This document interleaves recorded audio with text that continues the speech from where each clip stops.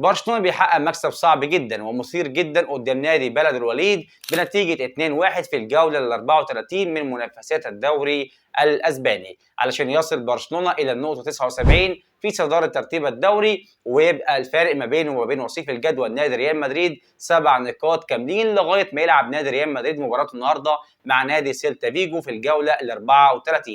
لو تعثر نادي ريال مدريد النهارده قدام نادي سيلتا فيجو بشكل كبير جدا وبنسبة كبيرة جدا، برشلونة بطلة لبطولة الدوري الاسباني لهذا الموسم، والمباراة اللي هتكون حاسمة هي مباراة الكلاسيكو القادمة قدام نادي ريال مدريد على استاد مونتجويك. فممكن طبعا كل جماهير برشلونة ان شاء الله تكون مبسوطة جدا على ملعب المونتجويك بعد حسم بطولة الدوري الاسباني اللي يستاهلوها ويستحقوها عن جدارة الموسم ده مع هانز فليك. وهانز فليك في المباراة اللي فاتت قدام نادي بلد الوليد بدأ بالتشكيلة الاحتياطية بدكة الاحتياط كلها ما عدا بدري وجافي، دول بس اللي كانوا مشاركين من التشكيلة الأساسية لبرشلونة علشان طبعا يدي راحة كاملة للاعيبة الأساسية اللي هيكون عندهم مباراة صعبة جدا قدام نادي انتر ميلان الإيطالي في مباراة العودة اللي هتكون في إيطاليا في دوري أبطال أوروبا. طبعا انتر ميلان الإيطالي كان تعادل مع برشلونة في مونتجويك بنتيجة 3-3 في مباراة الذهاب.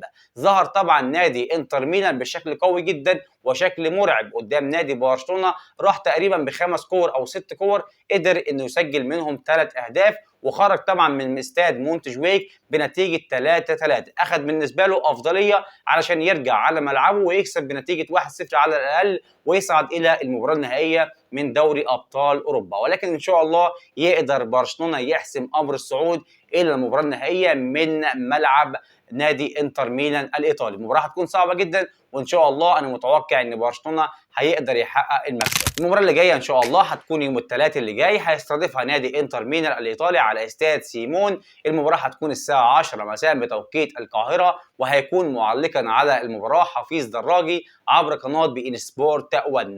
نتمنى طبعا التوفيق لبرشلونه وهانز فليك بالاخص السنه دي، عامل موسم عظيم جدا وموسم استثنائي مع برشلونه. لو حقق بطوله دوري ابطال اوروبا الموسم ده بالشكل كبير جدا هيحقق رباعيه لاول موسم ليه مع برشلونه، لان طبعا اخذ بطوله السوبر الاسباني واخذ بطوله كاس ملك اسبانيا من نادي ريال مدريد، ودلوقتي متصدر ترتيب الدوري الاسباني بفارق 7 نقاط عن وصيف الجدول نادي ريال مدريد. وبشكل كبير ان شاء الله بالمستوى اللي هو عامله من بدايه الموسم مع لاعيبه برشلونه، لاعيبه طبعا تحس كده ان هي تشكيله واحده اللي عند نادي برشلونه 13 او 14 لاعب الراجل بيغير فيهم، ولغايه دلوقتي ناجح انه يخوف اي فريق في اوروبا باكمله. وده اللي احنا شفناه في الماتش اللي فات قدام نادي بلد الوليد. الراجل لما بدا بالتشكيله الاحتياطيه كان ممكن يخرج خسران من نادي بلد الوليد اللي هبط الى الدرجه الثانيه واللي بيقع في نهايه ترتيب الدوري الاسباني، ولكن الراجل ادرك الموقف ونزل طبعا 4 لاعيبه اساسيه، نزل لامين يامال ورافينيا